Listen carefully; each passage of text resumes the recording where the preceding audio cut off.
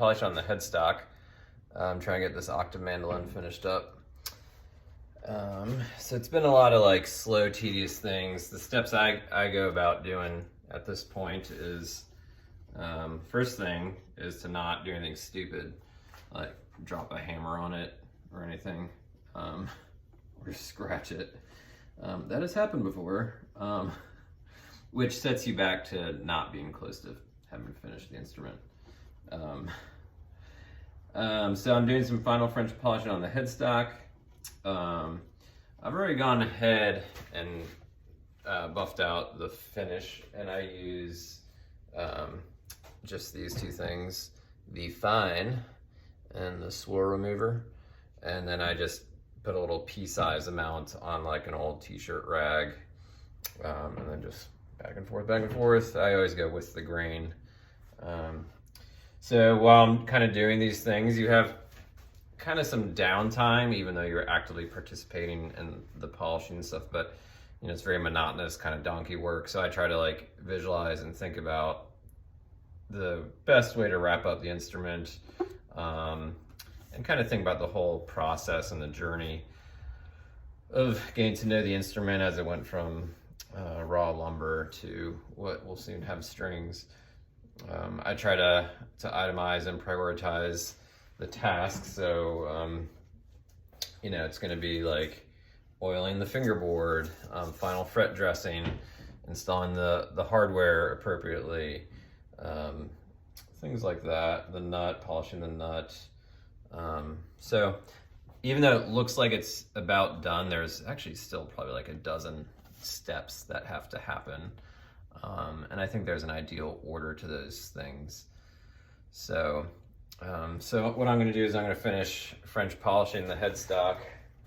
I can do that right now while I'm blabbering. This video is kind of just a blabbering, thinking out loud post, so excuse me if pardon me if that's okay.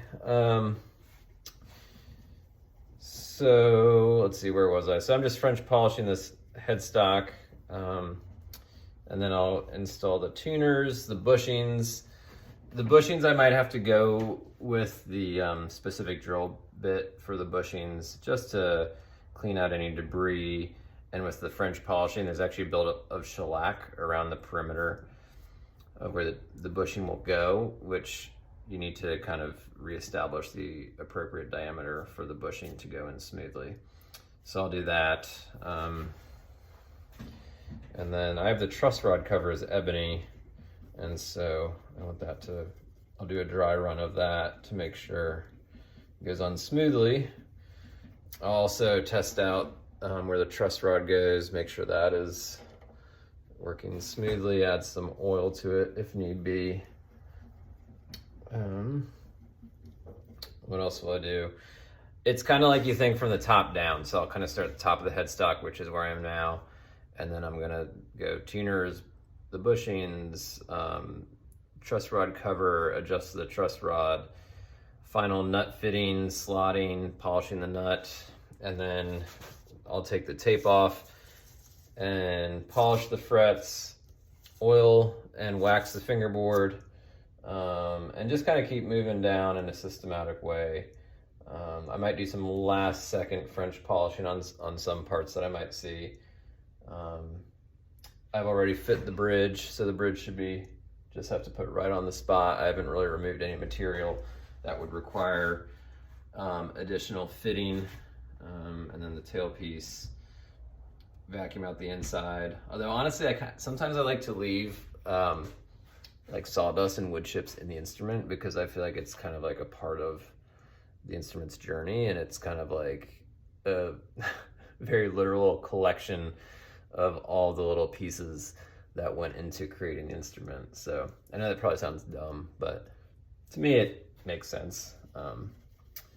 And you know, then I'll string it up, and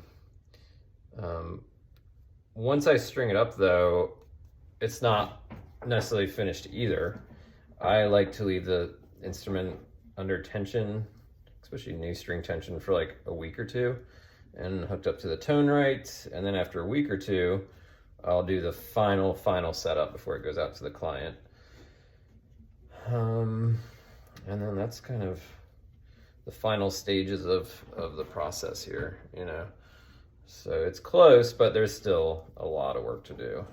It's easy to think, oh, once the finish is done, then you're done and put strings on, but a lot can go wrong.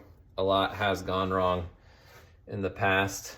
So it's all a matter of, I think, staying present, staying grounded, and being mindful of your actions, because it's just a slip of a screwdriver or something while you're installing hardware that can just totally run right through the French polishing or the shellac, and then you just got to do, basically turns into repair work, and repair work is not my favorite thing to do on a brand new instrument.